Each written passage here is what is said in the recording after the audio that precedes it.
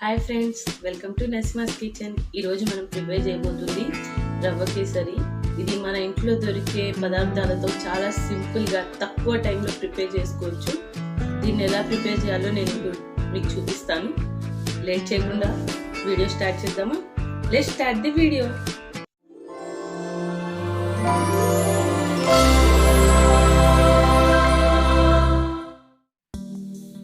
ముందుగా కావాల్సిన పదార్థాలు: ఉప్మా రవ్వ, పాలు, పంచదార, డ్రై ఫ్రూట్స్, ఘీ, ఫుడ్ కలర్. ముందుగా స్టవ్ ఆన్ చేసుకొని ప్యాన్ పెట్టుకోవాలి. ఇందులో 3 స్పూన్స్ ఆఫ్ ఘీ వేసుకోవాలి.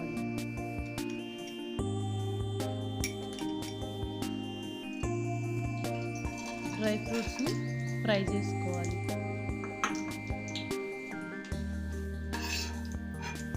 ఓకే, ఇవి ఫ్రై అయిపోయి ఒక ప్లేట్లో తీసుకుందాం. ఇప్పుడు ఇందులో 1 కప్ ఆఫ్ ఉప్మా రవ్వ వేసుకొని ఫ్రై చేసుకోవాలి. దీన్ని బాగా ఘీలో మిక్స్ అయ్యేలాగా ఫ్రై చేసుకోవాలి ఫ్రెండ్స్. పక్కన స్టవ్ ఆన్ చేసుకొని 3 కప్స్ ఆఫ్ మిల్క్ తీసుకోవాలి. ఒక కప్ రవ్వకి 3 కప్స్ ఆఫ్ మిల్క్ అయితే సరిపోతుంది. ఓకే ఫ్రెండ్స్, పాలు మరిగిపోయాయి.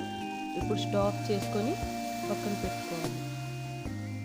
రవ్వ కూడా బాగా బ్రౌన్ కలర్లో వచ్చేసింది ఫ్రెండ్స్. ఇప్పుడు ఈ పాలని కొంచెం కొంచెంగా మిక్స్ చేసుకోవాలి.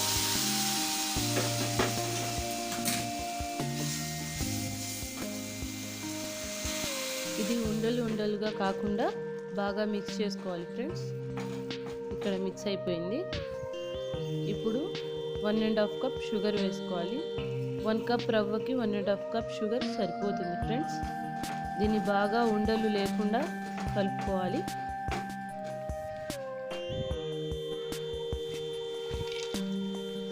ఇందులో ఇందాక మనం ఫ్రై చేసుకున్న డ్రై ఫ్రూట్స్ని వేసుకోవాలి.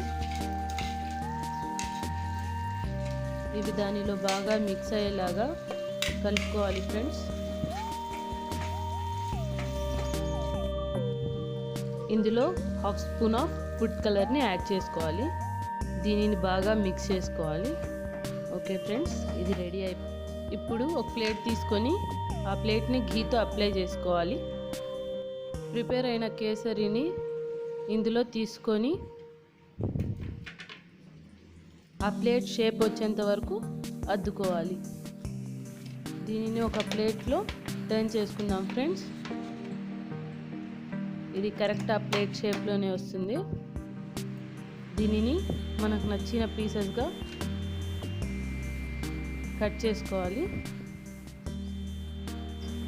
ఓకే ఫ్రెండ్స్, చూసారు కదా ఎంత జ్యూసీగా ఎంత స్పాంజీగా ఉందో. దీన్ని మనం ఒక ప్లేట్లో సర్వ్ చేసుకుందాం.